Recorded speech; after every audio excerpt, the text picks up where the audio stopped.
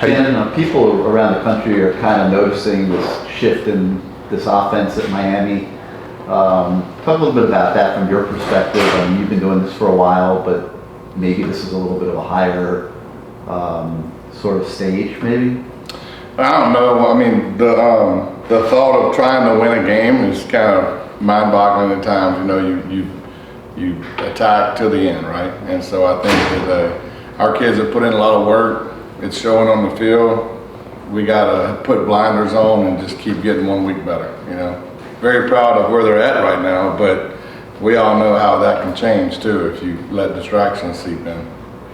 There's been a lot of talk about the running game, which had more success this past Thursday. What about Chris Johnson, who got his debut and scored a touchdown? What have you seen from him? Yeah, I mean, very dynamic player, right? Just young, trying to figure everything out. You know, for running backs, it's not just about running the ball. I think we understand that. I mean, protections are very complicated, especially when fronts change and all the rest. So getting a grasp on everything as a young running back is harder than people probably think. And so, but his skill set is obviously there. You can see that on that play, right? And so where he's going to grow in the future, and we're excited about, you know, him learning everything and getting comfortable with playing football here. What can you say about Xavier Restrepo and his approach and his production? And it seems like he's a spark plug in general for the offense too. Yeah, I mean, very consistent from day one. You know, since spring ball, all through camp, you know, he's been the same guy every day. And his understanding in football IQ is very high. You know, his ability to get open underneath is obviously something that's very important in our offense. But he's made some plays down the field too, and I think that, you know, if you look at all the games that we've played this year, whenever it became a time to somebody needed to step up and make a play, it's typically been him. You know, in the A&M game for sure. I mean, you know, you go 3 and out back-to-back times, and then you need something to happen, and he has a 60-yard play. It kind of, you know, ignited us to start relaxing and playing football. And then he had one of the same games Saturday. I mean, he played a half football and what, called 6'1" or something. I mean, yeah, very steady player. Shannon, it seems like this year's group of receivers has done really well so far at getting yards after the catch.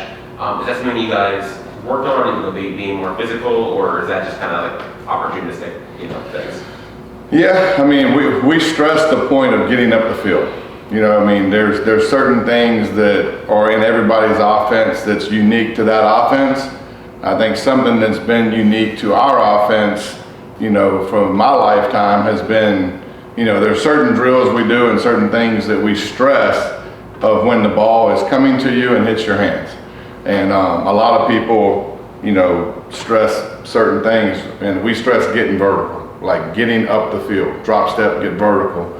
And it's all one movement, and it's all, it's stressed hard, ball security is stressed hard, but, you know, the yards after catch, I think the A&M game was like 240 something, and, but to me, they have to have a clear understanding of what to do with the ball when it hits your hands immediately. And I think that a lot of people kind of lose sight of that, you know, and we stress it hard, we drill it, and I think it's a product on the field of what we stress and drill daily. What do you like about what Emory did in his time? Efficient, you know, the whole game was fairly efficient offensively. We had 9 drives, we scored 7 touchdowns. The two drives that didn't end in touchdowns, we fumbled, and then we had one that, you know, what was it, 3rd and 1, and then we took a false start and didn't get the 3rd down. But for the most part, what I wanted, I should say, very efficient.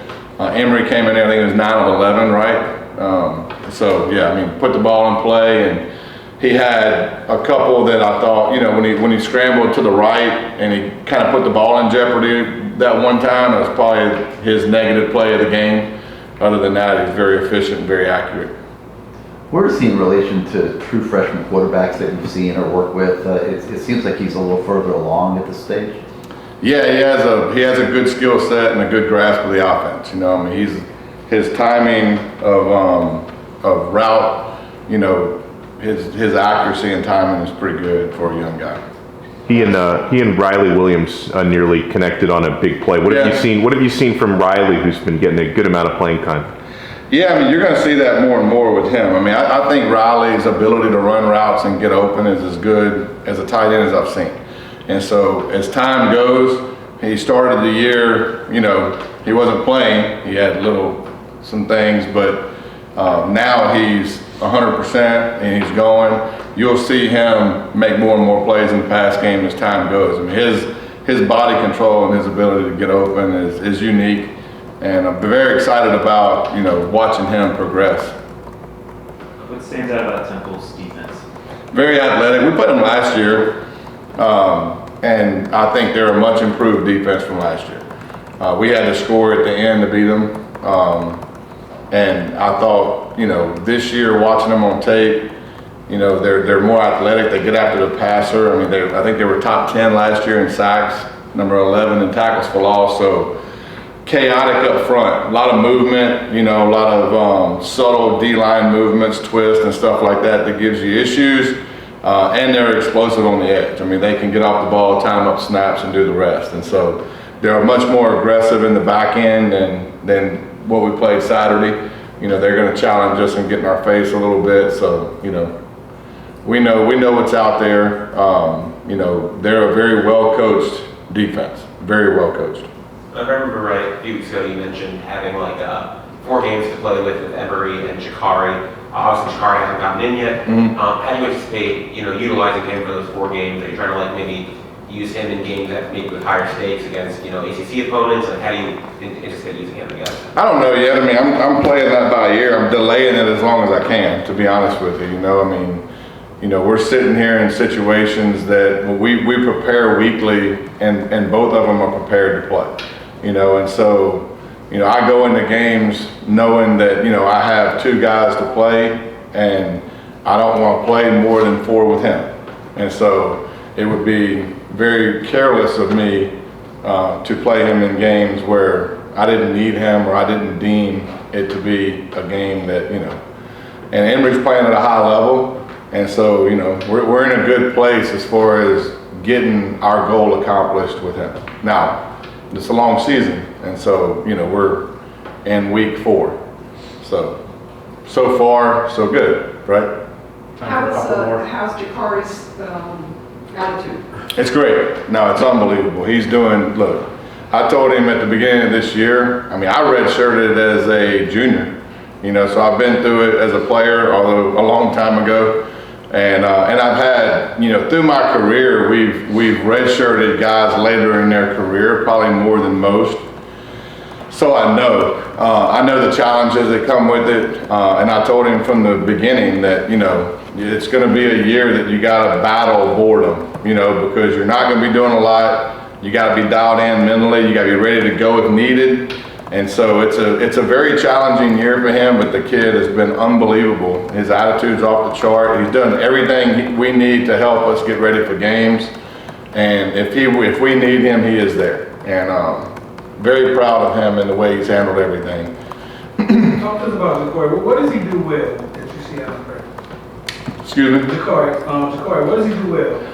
Well, I mean, he's got a dominant trait. You know, I mean, he's one of the fastest kids on the team. I think everybody sees that. You know, what he's done good since I've been here is he's developed the pocket stuff that we've been working on. You know, work on with every quarterback, not just him. You know, Tyler's the same way. We have certain beliefs in our offensive system that playing quarterback from the pocket and making them defend the whole field is number one, and utilizing your natural skill set will become organic. Right?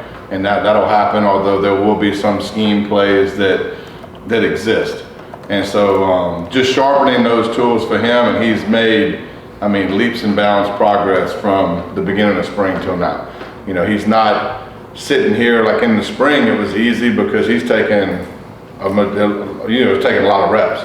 Now, you know, reps are divided because we got to get Tyler ready to start. You know, so he takes the majority of the reps, and then the backup reps are divided between him and Emory. So you're not taking the amount of reps that you took in the spring. So the progress, you know, it's hard, you know, I mean, it might slow down a little bit because of the amount of reps you're taking, but we're doing other things in drills and things to keep up with it. And so Is his there- progress will keep going. Is the Last red question. shirt still on the table for Emory? Is it what now? Is red shirt still on the table for Emory as well? It is until he plays 5 games. Right. That's the rule, you know? And so, until you play 5, it's on the table. Right. And so, you know, I don't know how that'll go. We'll see.